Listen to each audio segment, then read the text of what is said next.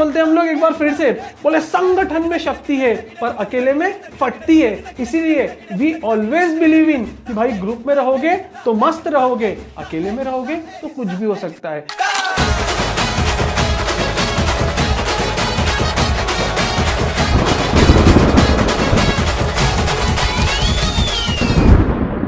स्वागत है दोस्तों आप सभी लोगों का CSEET लीगल एप्टीट्यूड यानी कि लॉ की इस क्लास में, जहां पे आज हम लोग एक नया टॉपिक स्टार्ट करने जा रहे हैं जिसका नाम है इंडियन कॉन्स्टिट्यूशन।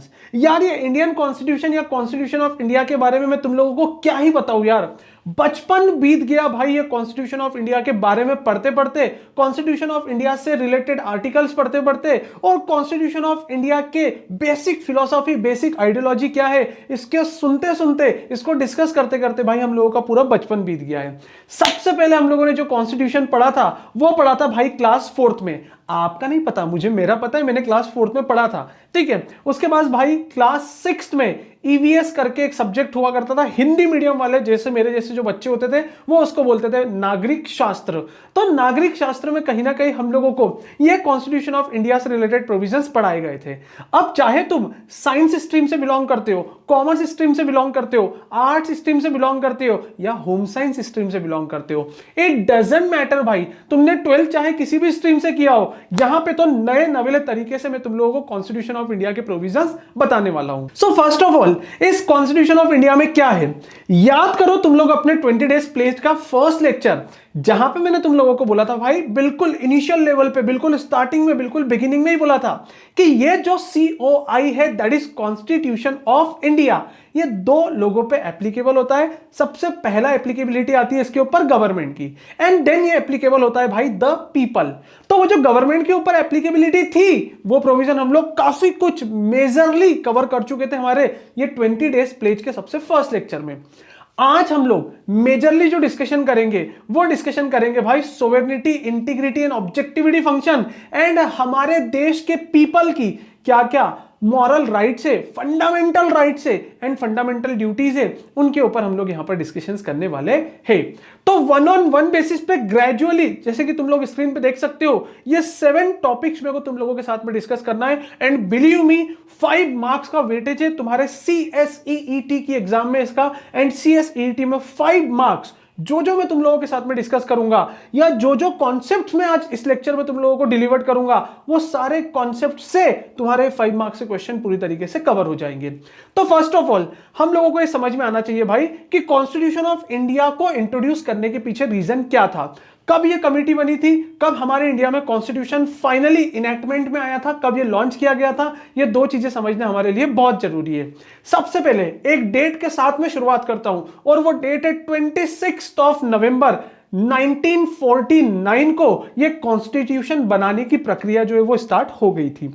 26 नवंबर 1949 को यह कॉन्स्टिट्यूशन बनाने की जो प्रक्रिया थी वो स्टार्ट हो चुकी थी एंड फाइनली 26 जनवरी 1950, 26 जनवरी 1950 को यह हमारा जो कॉन्स्टिट्यूशन ऑफ इंडिया है ये इनैक्टमेंट में आ गया था, ये इन्फोर्स हो गया था और हमारे इंडिया में पूरी तरीके से एप्लीकेबल हो गया था दोस्तों। तो ये कॉन्स्टिट्यूशन की स्टार्टिंग ही कहां से होती है, we the people of India, बोले हम भारत के नागरिक, ठीक है, मतलब हम कवर होता है यहां पर, मैं कभी भी कवर नहीं होता है एंड बेसिकली ये हमारे इंडिया के जितने भी लोग हैं, जितने भी इंसान हैं भाई, उन सबको कवर करते हुए ये कॉन्स्टिट्यूशन ऑफ इंडिया फॉर्म हुआ था।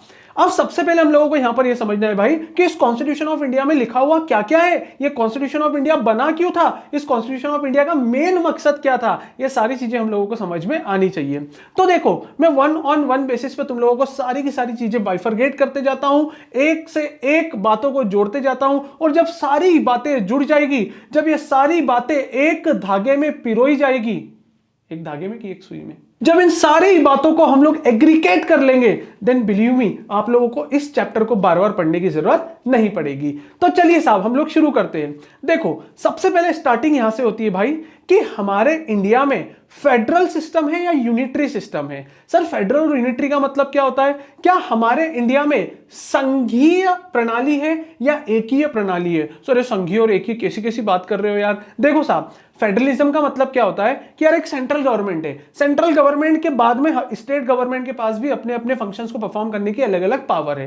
तो इसका मतलब क्या कि भाई एक सेंट्रल गवर्नमेंट, सेंट्रल के बाद स्टेट गवर्नमेंट। लेकिन जो यूनिटरी सिस्टम होता है, वो यूनिटरी सिस्टम का मतलब क्या होता है भाई? वन मैन शो, केवल और केवल एक ही इंसान रहेगा और वो एक इंसान ही क्या करता है? पूरी की पूरी कंट्री को रूल आउट करता है। तो अब सबसे पहले आप लोग बताओ कि हमारे इंडिया में फेडरल सिस्टम है या यूनिटरी सिस्टम है? सर ऑब्वियसली हमारे इंडिया में फेडरल सिस्टम है, हमारे यहां पे संघीय है। और हम लोग तो ऐसा बोलते भी है कि बोले संगठन में शक्ति है पर अकेले में फटती है।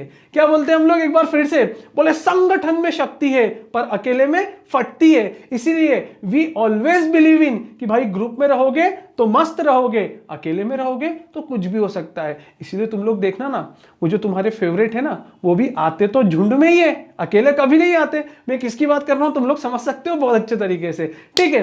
तो हमारे इंडिया में कौन सा सिस्टम अडॉप्टेड है? यहां पर फेडरलिज्म अडॉप्टेड है, यूनिटरी सिस्टम जनरली हमारे इंडिया में अडॉप्टेड नहीं है। लेकिन सुनना ध्यान से, हम लोग भले ही बोलते हैं कि हम लोगों ने फेडरलिज्म को अडॉप्ट करके रखा है, फेडरलिज्म को अडॉप्ट करके रखा है, लेकिन मेजॉरिटी ऑफ द केसेस में फेडरलिज्म है।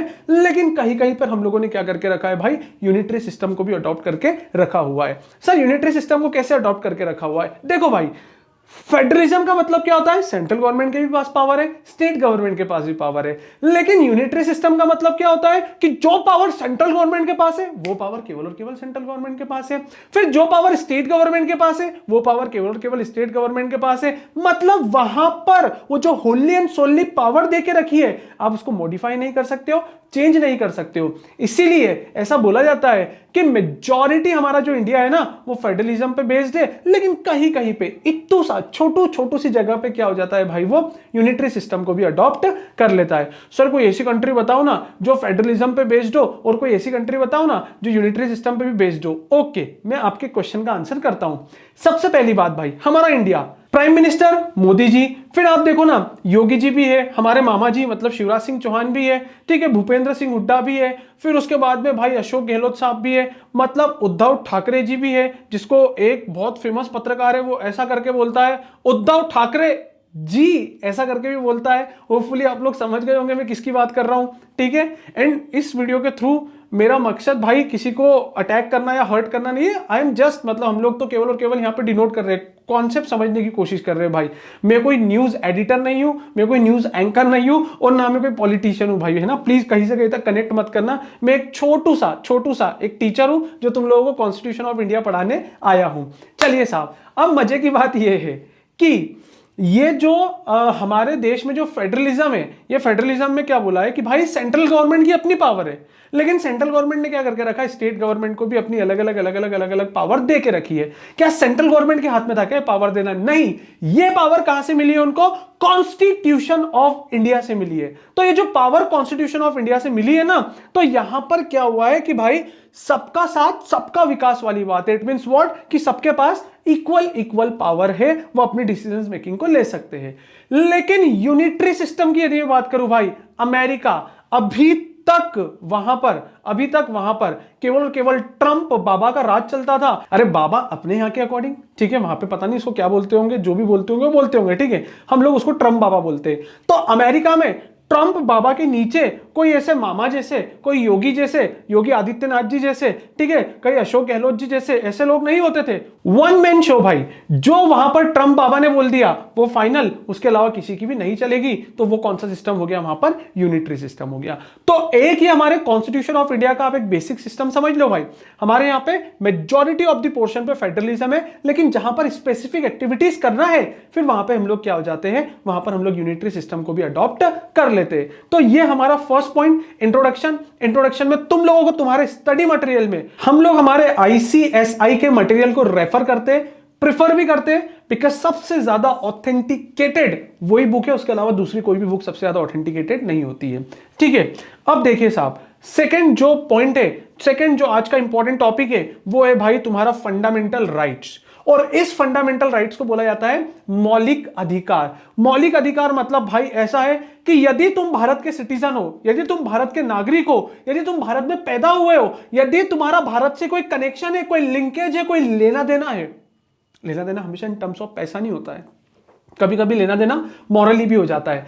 तो यदि तुम लोग भारत से नेक्सस रखते हो, कनेक्टिविटी रखते हो, भारत के इंसान हो, भारत के नागरिक हो, भारत के व्यक्ति हो, तो भाई तुम्हें ये फंडामेंटल राइट्स मिलेंगे। और ये फंडामेंटल राइट्स कहां से कहां तक दे के रखे, प्लीज ध्यान से सुनना। ये फंडामेंटल राइट्स आर्टिकल नंबर 14 से, आर्टिकल नंबर 14 से, आर्टिकल नंबर 14 से कहां तक दे के रखे, 14 टू 32, 14 टू 32, आर्टिकल नंबर 14 से लेके 32 तक आपको बेसिक फंडामेंटल राइट्स जो है वो प्रोवाइड किए गए हैं।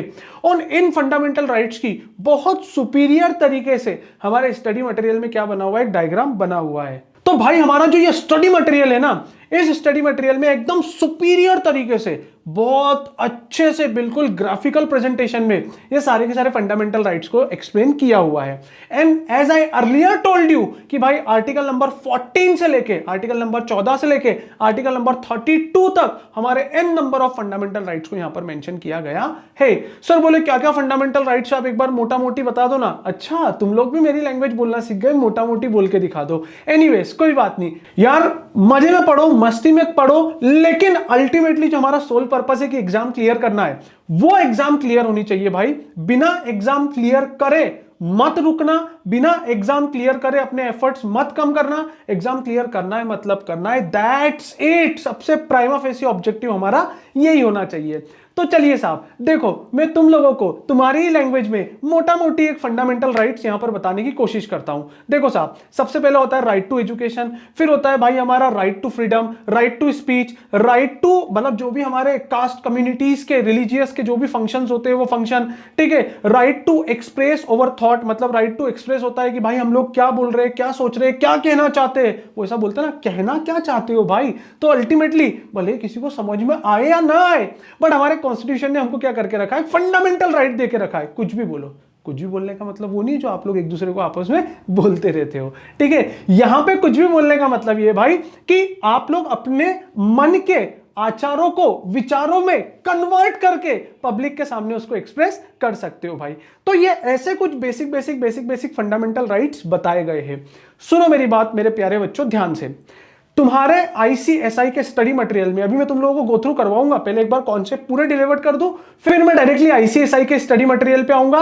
एंड आईसीएसआई के स्टडी मटेरियल में से जो इंपॉर्टेंट और बहुत इंपॉर्टेंट कॉन्सेप्ट्स है उनको सबको मैं तुम लोगों को यहां पर मार्क करके दूंगा।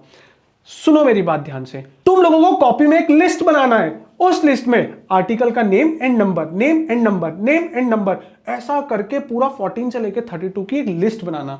और जिस दिन भी तुम लोग सीएसईटी का एग्जाम अपीयर करोगे उससे पहले 1 घंटे आधे घंटे पहले एक बार उस लिस्ट को जरूर से गो थ्रू कर लेना, बिकॉज वहां से एक क्वेश्चन 200% श्योर एक क्वेश्चन मिनिमम तुमको एग्जाम में देखने के लिए मिलेगा। तो ये हो जाते हैं भाई कुछ इस तरीके से हमारे फंडामेंटल राइट्स।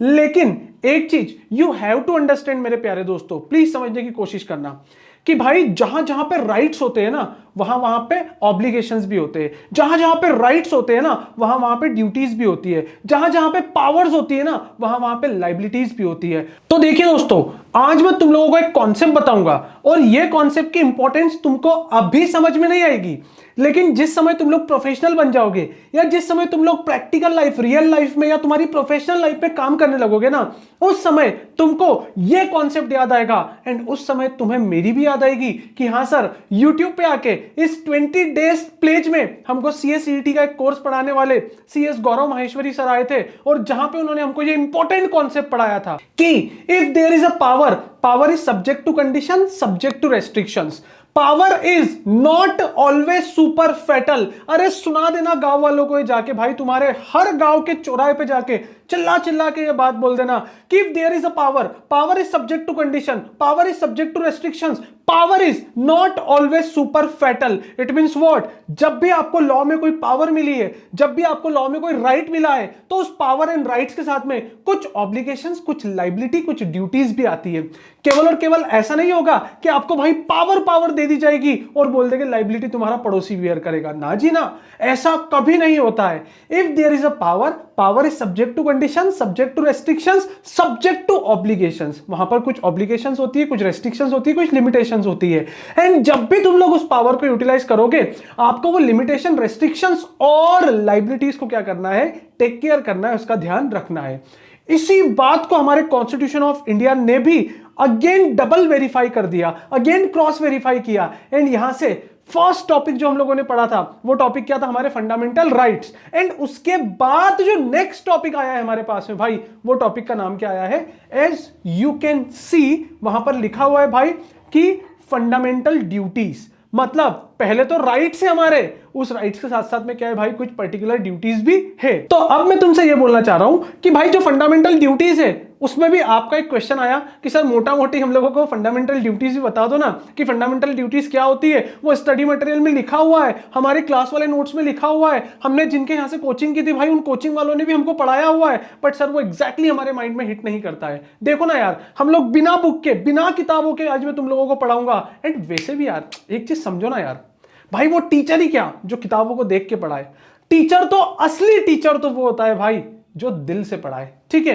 एंड हम लोगों को पढ़ाने के लिए किताबों की जरूरत नहीं है। मैं तो तुम्हारे सामने भाई ये टुडेस टॉपिक लेके आता हूं हर वीडियो में, और टुडेस टॉपिक वाले वीडियो में हमारे पास में आज के टॉपिक होते हैं, और उन टॉपिक को मैं वन ऑन वन बेसिस पे हम लोग डिस्कस करते हैं। एंड पूरा डिस्कशन होने के बाद हम लोग हमारे एग्जामिनेशन पॉइंट ऑफ व्यू से क्या इंपॉर्टेंट है उसको वेरीफाई करने के लिए हम लोग स्टडी मटेरियल को रेफर करते हैं। सो ऑलवेज रिमेंबर यार, वो टीचर ही क्या जो किताबों को देख के पढ़ाए। भाई पढ़ाना दुनिया का सबसे आसान काम हो सकता है यदि तुम लोग किताबों को देख देख के पढ़ा रहे हो तो, लेकिन कॉन्सेप्ट डिलीवरी देना, बच्चों के माइंड में जो टेक्निकल टॉपिक है उन टेक्निकल टॉपिक्स की क्लियरिटी लाना, कॉन्सेप्चुअल अंडरस्टैंडिंग लाने वाला इंसान ही असली में टीचर कहलाने के लायक होता है। तो अभी तक हम लोगों ने इंट्रोडक्शन देख लिया, इंट्रोडक्शन के साथ साथ हमारे फंडामेंटल राइट्स एंड ड्यूटीज क्या है उसके ऊपर भी डिस्कशन कर लिया है। नाउ नेक्स्ट टॉपिक जो हमारे पास इस कैटेगरी में आता है वो आता है भाई हमारा पार्लियामेंट। अब ये पार्लियामेंट के बारे में मैं तुम लोगों को अगेन फिर से क्या ही बताऊं यार, हमारे इस 20 डेज प्लेज का जो पूरा की पूरा फर्स्ट लेक्चर था, वो फर्स्ट लेक्चर पूरी तरीके से 100% फुल फ्लेजेड कवर करता था किसको, ये पार्लियामेंट वाले टॉपिक को। दोनों पार्लियामेंट के जो बोथ द हाउसेस है उनके बारे में मैंने तुम लोगों को बताया था। एक था लोकसभा, दूसरा था राज्यसभा। लोकसभा में जो भी मेंबर जाते हैं उनको इलेक्ट कौन करता है भाई, कॉमन मैन, पब्लिक इलेक्ट करके भेजती है। लेकिन जो भी राज्यसभा में जाता है उनको कौन इलेक्ट करती है भाई, स्टेट की जो भी लेजिस्लेटिव असेंबली होती है, जो भी स्टेट असेंबली होती है उसके मेंबर जो होते हैं वो क्या करते हैं, वहां पर उनको इलेक्ट करके भेजते हैं। तो ऐसे हम लोगों को पार्लियामेंट की ज्यादा टेंशन नहीं है, बिकॉज पार्लियामेंट हम लोगों ने ऑलरेडी कवर करके रखा हुआ है। तो हमारे पास में अब जो नेक्स्ट टॉपिक आता है वो नेक्स्ट टॉपिक आता है भाई गवर्नर। यहां पे हम लोग कुछ थोड़ा सा डिस्कशन करेंगे with respect to governor, because जैसे ही मैं तुम लोगों को लिंक करवा दूंगा ऑटोमेटिकली आप लोगों को पता लग जाएगा कि एक्चुअल में ये गवर्नर जो है ये कैसे फंक्शन करता है, गवर्नर के फंक्शन क्या क्या होते हैं। गवर्नमेंट नहीं रे भाई, ओ दादा गवर्नमेंट नहीं, यहां पर क्या आएगा, गवर्नर आएगा। और गवर्नर एक्चुअल में कैसे अपने वर्किंग को कंडक्ट करता है, यहां पर मैं अल्टीमेटली तुम लोगों से वो डिस्कशन करना चाहता हूं। देखो साहब, हम लोगों ने सबसे फर्स्ट लेक्चर जो पढ़ा था हमारे CSET के 20 डेज प्लेज में, वहां पे मैंने तुम लोगों को बताया था कि अल्टीमेटली प्रेसिडेंट जिस दिन अपने सिग्नेचर कर देगा किसी भी बिल के ऊपर, उस दिन वो बिल नहीं रहते हुए क्या बन जाता है, लॉ बन जाता है। तो भाई प्रेसिडेंट की पावर क्या थी वहां पर, प्रेसिडेंट को बोला जाता है first person of the India, वो इंडिया का सबसे पहला इंसान, प्रथम व्यक्ति होता है। तो इंडिया का फर्स्ट इंसान कौन होता है भाई, प्रेसिडेंट। ठीक उसी तरीके से स्टेट का फर्स्ट पर्सन कौन होता है, गवर्नर होता है। तो स्टेट लॉज जो बनते हैं, जो किसी पर्टिकुलर स्टेट में कोई भी लॉ बनेगा, उस स्टेट लॉ पे सिग्नेचर कौन करेगा, वो स्टेट के लेजिस्लेशन में पास होने के बाद में उस पर सिग्नेचर करता है भाई गवर्नर। एंड भाई गवर्नर के पास में राइट होता है कि उसके यदि किसी पर्टिकुलर स्टेट में कोई अनसिस्टमेटिक एक्ट हो रहा है, कोई ऐसा एक्ट हो रहा है जो कि अगेंस्ट कानून के अगेंस्ट है, लॉ प्रणाली के अगेंस्ट में, हमारे देश की इंटीग्रिटी, ऑब्जेक्टिविटी एंड इंडिपेंडेंसी के अगेंस्ट में, तो भाई वहां से वो गवर्नमेंट को बर्खास्त करके वहां पर वो राष्ट्रपति शासन लगा सकता है। तो भाई राष्ट्रपति शासन लगाने का मतलब वो राष्ट्रपति थोड़ी आएंगे वहां पे कौन रूल करेगा? गवर्नर रूल करेगा, और गवर्नर अपने अकॉर्डिंग क्या करेगा भाई? उस स्टेट में सारी की सारी डिसीजन मेकिंग करने वाला है। तो एक ये छोटा सा डिस्कशन था विद रिस्पेक्ट टू गवर्नर, आप लोगों को ये भी ध्यान रखना चाहिए। नाउ नेक्स्ट कॉन्सेप्ट जो मेरे पास आता है भाई, it is about judiciary system in India and something this is going to be very very important for you। ये बहुत इंपॉर्टेंट होने वाला है तुम लोगों के लिए, प्लीज ध्यान से सुनना। जुडिशरी सिस्टम, और जैसे जुडिशरी सिस्टम की बात आएगी इसका मतलब यहां पर कोर्ट कचहरी की बात होगी। एंड सुनना, बचपन से तुम लोगों ने नाम सुना है भाई, सुप्रीम कोर्ट, देश का सर्वोच्च न्यायालय, सबसे बड़ा न्यायालय जो होता है वो न्यायालय कौन सा होता है भाई? सुप्रीम कोर्ट होता है। सुप्रीम कोर्ट से छोटा कौन सा होता है? High court. फिर हाई कोर्ट के नीचे कौन से आते हैं भाई? सिविल कोर्ट आता है, क्रिमिनल कोर्ट आता है, डिस्ट्रिक्ट कोर्ट आता है, सेशन कोर्ट आता है, मजिस्ट्रेट आते हैं, कुटुंब न्यायालय आते हैं, फैमिली कोर्ट, अरे एन नंबर ऑफ कोर्ट्स आते हैं, लेबर कोर्ट आती है, बहुत सारी कोर्ट्स आती है। ठीक है, तो हमारे देश में हायरार्की कैसी है? हायरार्की मतलब क्रम कैसा है? क्रोनोलॉजी समझनी पड़ेगी तुम लोगों को, क्रोनोलॉजी कैसी है हमारे इंडिया में। सबसे पहले कौन? सुप्रीम कोर्ट, सर्वोच्च न्यायालय। उसके बाद कौन आता है? High court. उसके बाद को फिर कौन आते हैं? हाई कोर्ट के नीचे सारे फिर लोअर कोर्ट्स आते हैं, जिनमें सिविल, क्रिमिनल, लेबर, फैमिली। फिर उसके बाद में तुम लोग, अरे उसके बाद क्या कर रहा है भाई मेरे? फिर हाई कोर्ट के नीचे सारी लोअर कोर्ट्स आती है, लाइक सिविल कोर्ट हो गई, क्रिमिनल कोर्ट हो गई, फैमिली कोर्ट हो गई, लेबर कोर्ट हो गई, सेशंस कोर्ट हो गई। ये सारी की सारी कोर्ट्स जो होती है फिर ये इसके नीचे आती है। तो अब हम लोगों को अल्टीमेटली क्या समझना है? ये जो मैंने बताया ना, इसके बाद तो बहुत सारों के कॉन्सेप्ट ही खत्म हो जाते हैं। वो इसके बाद आगे पढ़ाते ही नहीं है। वो बोलते हैं बस भाई हमारे जुडिशरी सिस्टम यही है कि भाई एक होता है सुप्रीम कोर्ट, एक होता है हाई कोर्ट, उसके नीचे फिर होती है लोअर कोर्ट्स। लेकिन आज मैं तुमको ना एक कॉन्सेप्ट बताऊंगा, और उस कॉन्सेप्ट को बताने के लिए ना मुझे तुम लोगों के सामने कुछ नोट डाउन करना पड़ेगा। और देखो, मैं जो जो नोट डाउन करते जा रहा हूं ना, उसको ध्यान से सुनना तुम लोग। सबसे पहले मैं एक्सप्लेन कर देता हूं, देन एक्सप्लेन करने के बाद भी नोट डाउन करवा दूंगा। हमारे इंडिया में जो भी कोर्ट में केसेस जाते हैं ना, वो दो बेसिस पे जाते हैं। पहला होता है भाई cases on the basis of fact, है ना, फैक्ट के बेसिस पे होता है। एंड दूसरा होता है भाई cases on the basis of law. मतलब ये दो बेसिस पे केसेस जो होते हैं वो कहां पे जाते हैं? कोर्ट में जाते हैं। Cases on the basis of fact and on the basis of law. अब समझने की कोशिश करना कि फैक्ट और लॉ में क्या डिफरेंस होता है। यह समझ लिया, इसका मतलब यह भाई कि तुम लोगों ने CSET में से वो एडवांस लेवल के कॉन्सेप्ट रीड कर लिए, जो डेफिनेटली तुम लोगों को एग्जीक्यूटिव, और एग्जीक्यूटिव के बाद प्रोफेशनल, और प्रोफेशनल के बाद CS बनने के बाद तक तुमको काम आएंगे। मतलब जिंदगी के साथ भी, जिंदगी के बाद भी तुम लोगों को ये कॉन्सेप्ट जो है काम आने वाले हैं। लेकिन ध्यान से सुनना पड़ेगा, जब भी कोर्ट में कोई केस जाते दो बेसिस पे, है ना, 3 बार बोल चुका हूं, चौथी बार भी बोल रहा हूं। पहला on the basis of fact and on the basis of law. अब फैक्ट और लॉ क्या होता है देखो, मैं तुम लोगों को आइडेंटिफाई करने की कोशिश करता हूं। भाई चोर चोरी करके चला गया, मर्डर करने वाला मर्डर करके चला गया, टेररिस्ट जो थे वो अटैक करके चले गए। फिर उसके बाद हमारी इंडिया की जो इन्वेस्टिगेटिंग एजेंसीज होती है ना, वो लोग उनको क्या करते हैं? ढूंढने का काम करते हैं। लाइक तुम लोगों ने CID देखा होगा। CID में वो ACP प्रद्युमन साहब हमेशा वो दया भाई को बोलते रहते हैं कि हे दया, जाओ जाके दरवाजा तोड़ो। और दरवाजा तोड़ने का मतलब क्या होता है? Because they want to find some fact, वो किसी फैक्ट को फाइंड करना चाहते हैं। ठीक है, ऑन अदर हैंड भाई हम लोग लॉ पढ़ते हैं, हम लोग लॉ को इंटरप्रिटेट करते हैं। अब हम लोग लॉ पढ़ रहे, पढ़ते पढ़ते अचानक से कोई ऐसी लाइन मिल गई जहां पर तुम लोगों ने अपने आप को ये बोल दिया, बोले वो लॉ ही क्या जिसमें एक्सेप्शंस ना हो, ऐसा होता भी है। और ऐसा हमको हमारे ये 20 डेज प्लेज वाले सर भी बताते थे। तो बोले वो लॉ ही क्या जिसमें एक्सेप्शंस ना हो, और आपने अपने ही अंदाज में क्या कर लिया? लॉ को गलत तरीके से इंटरप्रेट कर लिया। और जब लॉ को गलत तरीके से इंटरप्रेट कर लिया, तो आपको जो भी अथॉरिटी थी, जिसकी भी अथॉरिटी के लॉ को आप पढ़ रहे थे, हो सकता है आप कंपनी लॉ पढ़ रहे होंगे तो अथॉरिटी कौन आ जाएगी? वहां पे MC आ जाएगी। हो सकता है आप सेबी पढ़ रहे हो तो सेबी एक्ट पढ़ रहे हो तो वहां पे अथॉरिटी कौन आ जाएगी? सेबी आ जाएगी। तो ये सारी की सारी अथॉरिटीज क्या करती है? वहां पर नोटिस इशू करती है कि भाई इन्होंने क्या किया है? लॉ का प्रॉपर इंटरप्रिटेशन नहीं किया है, इन्होंने लॉ को गलत तरीके से इंटरप्रेट कर लिया है, या लॉ का सिंपली इन्होंने कंप्लायंस नहीं किया है। तो फिर उस केस में ये लोग क्या करते हैं? उनको नोटिस भेजते हैं। और जब नोटिस भेजते हैं तो वहां पर कोई फैक्ट फाइंडिंग नहीं करना है, वहां पर हमको भाई किसी के दरवाजे वगैरह नहीं तोड़ना है, वहां पर हमको पास वालों की खिड़कियों में झांक झांक कर नहीं देखना है। सिंपली भाई हम लोगों को वहां पर क्या करना है? लॉ लॉ का इंटरप्रिटेशन करना है कि हमने लॉ को कैसे समझा और एक्चुअल में लॉ का मतलब क्या था। उन दोनों के बीच का ना डिफरेंस हम लोगों को फाइंड आउट करना होता है। तो अब हमारे इंडिया में जो हमारे देश की कोर्ट है भाई, वो भी इन दो फैक्ट्स पे ही काम करती है, इन दो बेसिस पे ही काम करती है। सबसे पहला बेसिस होता है question of fact and then होता है भाई क्वेश्चन ऑफ लॉ। एंड सुन लेना, ब्रह्म वाक्य अपने हेडर, फुटर, नोटबुक, आईपैड जो भी तुम लोग यूज करते हो भाई, पड़ोसी की बिल्डिंग पे जाके लिख देना, मंदिर के पीछे जाके लिख देना। आजकल तो हमारे इंडिया में एक नया ट्रेंड चलता है भाई, लोग बाग वॉशरूम में जाते हैं, वहां पर भी कुछ कुछ लिख के आ जाते हैं। भरोसा नहीं होता है, किसी दिन सरकारी में जाके देख लेना तुम लोगों ने, ठीक है। बोले सर आपके पास बहुत सारा एक्सपीरियंस है। भाई लाइफ में कभी कभी इमरजेंसी हो जाती है, जब हो जाती है तब जाके पता लगता है अच्छा देश में ये भी चल रहा है क्या, अदरवाइज तो भाई कहां पता लगता है यार अपन लोगों को, ठीक है। तो जहां पर भी आप लिखना चाहते हो लिख देना ये लाइन, जो लाइन मैं तुम लोगों को बोलने जा रहा हूं भाई, कि हमारे इंडिया में जो लास्ट फैक्ट फाइंडिंग अथॉरिटी है, वो लास्ट फैक्ट फाइंडिंग अथॉरिटी कौन है भाई, हाई कोर्ट है। मतलब वो जो दरवाजे तुड़वाने का काम है ना, पड़ोसी की खिड़की में झांकने का काम, किसी के बारे में कोई भी इन्वेस्टिगेशन करने का काम, जो लास्ट अथॉरिटी करती है वो करती है भाई हमारे देश की हाई कोर्ट। सुप्रीम कोर्ट जो है, नाम में ही सुप्रीम है, सुप्रीम कोर्ट केवल सुपीरियर लेवल का काम करती है, और वो सुपीरियर लेवल का काम होता है भाई, वो केवल और केवल लॉ को इंटरप्रिटेट करने का काम करती है। और जो भी matter on the basis of law होते हैं, केवल लॉ वाले मैटर ही कहां पर जाते हैं, सुप्रीम कोर्ट में जाते हैं।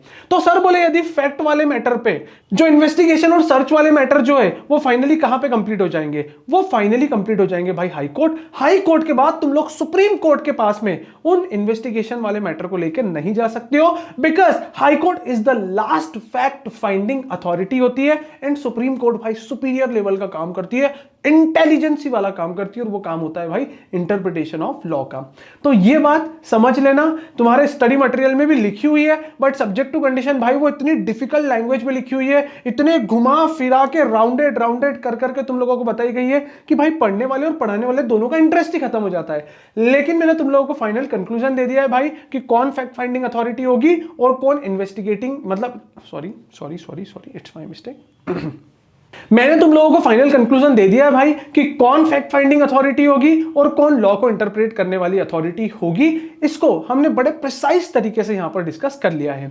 एंड लास्ट कॉन्सेप्ट आता है भाई हमारे पास में, वो कॉन्सेप्ट है रिट्स। अब बोले रिट क्या होता है भाई, रिट एक तरीके का तुम्हारा फंडामेंटल राइट होता है, एक तरीके का तुम्हारे पास में एक पावर होती है जिसके थ्रू तुम लोग डायरेक्टली कहां पे जा सकते हो, समटाइम्स सुप्रीम कोर्ट में भी जा सकते हो, एंड सुप्रीम कोर्ट के अलावा other courts like high court वगैरह में भी जा सकते हो। सर बोले रिट कितने टाइप की होती है भाई, ये रिट ना 5 टाइप की होती है, 5 टाइप की होती है। सबसे पहली होती है भाई हैबियस कॉर्पस, सेकेंड होती है मैंडेमस, थर्ड होती है प्रोहिबिटरी, फोर्थ होती है शर्शरी, एंड फिफ्थ होती है कौन सी रिट्स होती है, एंड पांचवी होती है भाई को वारंटो। तो ये 5 टाइप की रिट्स होती है। पांचों के मीनिंग क्या क्या होते हैं मैं तुम लोगों को बड़े प्रिसाइजली मैनर में यहां पे बताऊंगा, जिससे कि तुम्हारा एग्जाम में कोई भी क्वेश्चन गलत नहीं होने वाला है। सर सबसे पहले यदि हैबियस कॉर्पस की बात करूं तो हैबियस कॉर्पस में भाई यदि तुमने किसी पर्टिकुलर व्यक्ति की बॉडी को डिटेन करके रखा है, उसको प्रिवेंट करके रखा है, उसके देह को, देह मतलब जिस्म, जिस्म मतलब बॉडी, बॉडी मतलब शरीर, शरीर मतलब समझ जाओ बदन, बहुत सारे इसके सिनोनिम्स बन सकते हैं, बट हम लोग को यहां पे सिनोनिम्स के गेम थोड़ी खेलने आए हैं, ठीक है। तो भाई आपने क्या करके रखा है, किसी को जबरदस्ती कैदी बंदी प्रिजनर बना के रखा हुआ है, तो भाई उसके पास जब आप उसको प्रॉपर आंसर नहीं कर रहे हो तो फिर उसके पास में एक रिट अवेलेबल होती है, और वो डायरेक्टली सुप्रीम कोर्ट में जाके रिट फाइल कर सकता है कि भाई क्यों मेरी बॉडी को तुमने डिटेन करके रखा हुआ है। तो वहां पर वो कौन सी रिट फाइल करेगा, हैबियस कॉर्पस। फिर भाई उसके बाद आती है मैंडेमस। फिर भाई उसके बाद जो सेकेंड रिट्स होती है वो सेकेंड रिट होती है मैंडेमस। मैंडेमस का मतलब क्या होता है, सिंपली यदि हम लोग मैंडेमस को डिफाइन करें तो मैंडेमस का मतलब होता है भाई कमांड। कमांड का मतलब क्या होता है, जब कोई अपर कोर्ट के नीचे जो भी इंफीरियर कोर्ट है, जो भी लोअर कोर्ट है, उनके जुरिस्डिक्शन में जो भी केसेस आए हैं उन केसेस पे वो प्रॉपरली काम नहीं कर पा रहे हैं, प्रॉपरली प्रोसीडिंग कंडक्ट नहीं कर पा रहे, प्रॉपरली डिसीजन मेकिंग नहीं दे पा रहे भाई, तो फिर उस केस में अपर कोर्ट के पास में राइट होता है कि वो किसी व्यक्ति विशेष की रिक्वेस्ट पे क्या कर सकता है, उस केस को अपने पास में ला सकता है, या फिर वो प्रोसीडिंग कैसे करना है वो प्रोसीडिंग वाले सब्जेक्ट मैटर के लिए वो उस लोअर कोर्ट को गाइड कर सकता है। तो सिंपल सी बात है भाई, मैंडेमस का मतलब क्या होता है, यहां पर कमांड होता है। अरे चुप हो जाओ रे। तो अब जो नेक्स्ट रीट्स में तुम लोगों को पढ़ाने जा रहा हूं, वहां पे दो रीट्स हम लोग एक साथ डिस्कस करेंगे भाई। सबसे पहला होगा प्रोहिबिशन एंड सेकंड उसके बाद जो डिस्कशन करूंगा वो होगी शर्शरी। आप लोगों के उधर क्या प्रोनाउंसिएशन करते होंगे, आपके गांव में इसको क्या बोलते होंगे भाई, अपने पॉकेट में रख लेना, अपने पास ही रख लेना। यहां पे प्रोनाउंसिएशन डजंट मैटर, अभी हमारे लिए इंपॉर्टेंट है भाई वो है हमारे एग्जामिनेशन में जो कॉन्सेप्ट आएगा वो। बिकॉज इंडिया के काफी सारे पार्ट्स में इसको अलग अलग तरीके से प्रोनाउंस किया जाता है, अलग अलग तरीके से लोग इसको इंटरप्रेट करते हैं। व्हाटएवर बी द, हमारे लिए इंपॉर्टेंट है कॉन्सेप्ट। अभी सुनो यहां पे प्रोहिबिशन और शर्शरी में मैं तुम लोगों को क्या बताना चाहता हूं। प्रोहिबिशन का मतलब क्या होता है भाई कि कोर्ट में जो केस गया हुआ है भाई, वो गलत अथॉरिटी ने क्या कर दिया है, वहां पर डिसीजन दे दिया है। तो वो जो डिसीजन दिया है उस डिसीजन को हम लोग प्रोहिबिट करने के लिए, मनाही करने के लिए, उस पर पाबंदियां लगाने के लिए हम लोग क्या करते हैं, अपर कोर्ट में जाके रिट फाइल करते हैं। ऑन अदर हैंड शर्शरी का मतलब क्या होता है, शर्शरी का मीनिंग क्या होता है भाई, तुम्हारा कोई सिविल मैटर था और उसको गलती से कहां पे ले गया है तुम्हारी अपोजिट पार्टी, क्रिमिनल कोर्ट में क्या कर दिया है, वो केस फाइल कर दिया है। यार भाई तुम्हें पता है तुमने सिविल ऑफेंस किया था, लेकिन मैटर कहां पे घसीटता हुआ चला गया, क्रिमिनल केस में चला गया है। तो वहां पे तुम लोग अपर कोर्ट के पास जाके रिक्वेस्ट करते हो कि भाई गलत कोर्ट में हमारा मैटर चला गया है, प्लीज आप इसको सही जगह ट्रांसफर करो, अदरवाइज गलत अथॉरिटी इस पे क्या कर देगी, डिसीजन दे देगी। तो यार दोनों के बीच में डिफरेंस समझो तुम लोग भाई। यहां पे क्या होता है कि प्रोहिबिशन और शर्शरी के बीच में बहुत सिमिलैरिटी है, लेकिन जो इसका क्रिस्टलाइज कॉन्सेप्ट है वो क्रिस्टलाइज कॉन्सेप्ट तुम्हारी अंडरस्टैंडिंग में आना चाहिए। प्रोहिबिशन का मतलब होता है भाई पाबंदियां लगाना, डिसीजन को निगेट करना, डिसीजन को मना करना। लेकिन शर्शरी का मतलब क्या होता है कि वो गलत कोर्ट डिसीजन ना दे दे, उस डिसीजन को क्या करना है, हमको रोकना। इसी को हम लोग उसको क्या बोलते हैं, शर्शरी बोलते हैं। एंड लास्ट आता है भाई क्यो वारंटो। ये क्यो वारंटो या को वारंटो का मतलब क्या होता है भाई कि जिस भी पर्टिकुलर पर्सन ने कोई भी पोस्ट वगैरह अक्वायर करके रखी है, कोई पोस्ट होल्ड करके रखी है, तो क्या वो वैलिड क्वालिफिकेशन, क्या उस पोस्ट के साथ में वो प्रॉपर जस्टिफिकेशन कर पा रहा है या नहीं कर पा रहा है। तो तुम लोग किसी भी पब्लिक ऑफिस में बैठे हुए ऑफिसर या एम्प्लॉय के अगेंस्ट में क्या कर सकते हो, वहां पर रिट फाइल कर सकते हो अपर कोर्ट में जाकर। और इसी राइट को क्या बोला जाता है, इसी रीट को क्या बोला जाता है भाई, को वारंटो। और इसी के साथ में हमारे जो कॉन्स्टिट्यूशन ऑफ इंडिया के जो इंपॉर्टेंट प्रोविजंस थे, वो सारे के सारे इंपॉर्टेंट प्रोविजंस हमने कवर किए हैं। एंड इसी के बाद एक तुम्हारे स्टडी मटेरियल में कॉन्सेप्ट मिलेगा कि भाई टाइम टू टाइम बेसिस पे क्या हुआ हमारे कॉन्स्टिट्यूशंस लॉ में, कॉन्स्टिट्यूशनल लॉ में या इंडियन कॉन्स्टिट्यूशन में अमेंडमेंट्स आए हैं, और किस ईयर में क्या अमेंडमेंट आए, किस ईयर में क्या क्या अमेंडमेंट आए, और वो कौन सा अमेंडमेंट था, वो सारा की सारा हमारे स्टडी मटेरियल में दिया हुआ है। तो वहां से एग्जाम में एक क्वेश्चन आएगा, but it is not possible भाई कि वो तुम लोग इतने कम समय में याद रख पाओ। यदि पहले पढ़ रखा है तो उसको डेफिनेटली गो थ्रू करना अच्छे से, और यदि नहीं पढ़ के रखा है तो भाई एग्जाम के एक दिन पहले ना जस्ट देख के चले जाना और भगवान महाकाल का आशीर्वाद लेके जाना। वो वाले वीडियो की बात नहीं कर रहा हूं मैं भाई कि भगवान महाकाल का आशीर्वाद लेके आया हूं 5000 लाइक, नहीं, वैसी बात नहीं कर रहे अपन कंटेंट की बात कर रहे हैं भाई यहाँ पे, है ना। तो भाई भगवान महाकाल का यदि आशीर्वाद रहा और तुमको गलती से यदि आंखों देखी चीजें स्क्रीन मिररिंग हो गई तुम्हारे पास में, और वो यदि ईयर याद आ गया, तो फिर उस केस में तुम लोग वहां पर सही कर सकते हो। अदरवाइज वैसे क्वेश्चन को सही कर पाना is going to be very difficult. ठीक है, तो यहां पर इस वीडियो में अभी तक यहां पर हम लोगों ने जो भी इंडियन कॉन्स्टिट्यूशन से उसको बड़े प्रिसाइज और कॉन्सेप्चुअल तरीके से हमने यहां पे कवर किया है। बट मैं तुमको ऐसे नहीं छोड़ सकता यार, मेरा दिल गवाही नहीं दे रहा है। जब तक हम लोग हमारे इंस्टीट्यूट के स्टडी मटेरियल को गो थ्रू नहीं कर लेते, तब तक हमारी ये प्लेज आज कंप्लीट नहीं होने वाली है। तो हम लोग हमारे इंस्टीट्यूट के स्टडी मटेरियल पे चलते, और जो जो इंपॉर्टेंट कॉन्सेप्ट मैं तुम लोगों को बताऊंगा उस पे हाईलाइट कर लेना, 2-3 कलर के हाईलाइटर से हाईलाइट कर लेना तुम लोगों ने। ठीक है, तो चलिए शुरू करते हैं। तो देखिए साहब, ये तुम्हारा कॉन्स्टिट्यूशन ऑफ इंडिया स्टार्ट हुआ था, एंड यहां पे सबसे पहले हम लोगों ने डिस्कस भी किया था कि we the people of India, यहां से इसकी स्टार्टिंग होती है। एक इंपॉर्टेंट डेट हम लोगों ने यहां पे यूज की थी 26 नवंबर 1949, और देखो हमको यहीं पे कहीं पे मिल जाएगी वो 26 नवंबर 1949 वाला जो ये डेट है, ये डेट हमको यहां पर मिलता है। ठीक है, उसके बाद नेक्स्ट ये फेडरल और यूनिटरी वाला जो टॉपिक है, ये फेडरल और यूनिटरी वाला टॉपिक बहुत डिटेल में देके रखा है, और हम लोगों ने इसको काफी अच्छे तरीके से एक्सप्लेन भी किया था। प्लीज एग्जाम से पहले एक बार यहां से रीड करके जाना, बिकॉज यहां से भी क्वेश्चन आने की प्रोबेबिलिटी होती है। और भाई ये जो चार्ट तुम लोगों को दिख रहा है भाई, ये तो सुपर्ब चार्ट है, सुपर्ब, मतलब इसको तुम लोगों को एज इट इज याद कर लेना है। एंड इसी के जस्ट नीचे भाई यहां पे देखो, ये सारे के सारे आर्टिकल नंबर, बोले राइट टू इक्वालिटी कहां से कहां तक चलेगा, आर्टिकल नंबर 14 से लेकर आर्टिकल नंबर 18 तक चलता है। फिर right to freedom 19 to 22, right against exploitation, कोई तुम्हारा गलत तरीके से फायदा उठा रहा है उसके अगेंस्ट में आवाज उठाने का राइट है 23 and 24। Right to freedom of religion 25 to 28। Cultural and educational right article number 29 and 30। And right to constitutional remedies article number 32 में तुमको ये मेंशन करके रखा हुआ है।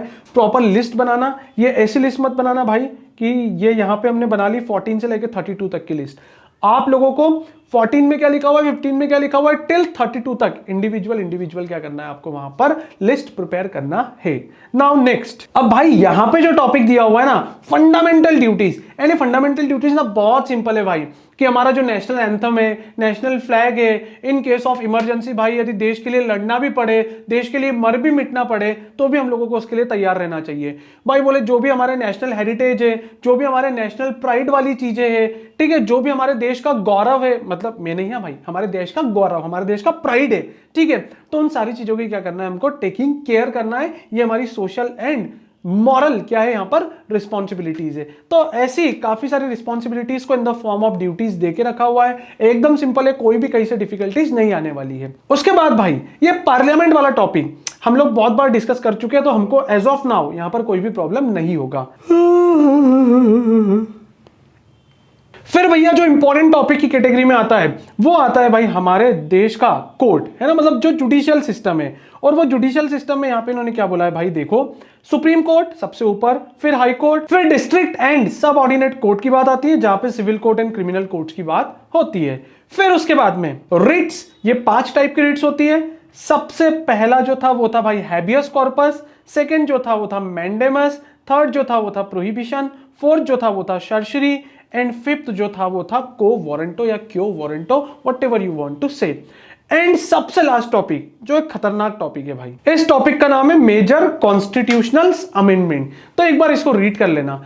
एंड ये पूरा की पूरा जो इतना बड़ा लगता है भाई लोगों को कॉन्स्टिट्यूशन ऑफ इंडिया, ये कॉन्स्टिट्यूशन ऑफ इंडिया वाला टॉपिक हम लोगों ने यहां पर कवर कर लिया है।